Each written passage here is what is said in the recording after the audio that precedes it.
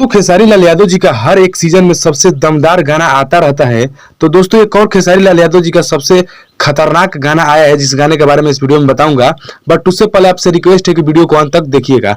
दोस्तों बता दें कि खेसारी लाल यादव जी का एक सबसे जबरदस्त गाना आया है, जिस गाने का टाइटल है करंट कमरिया। जी हाँ दोस्तों, ये गाना अभी तक आया नहीं है, लेकिन ये आने वाला है। तो इसी के बारे में इस वीडियो में डिटेल दूंगा, तो प्लीज वीडियो को अंत तक देखिएगा।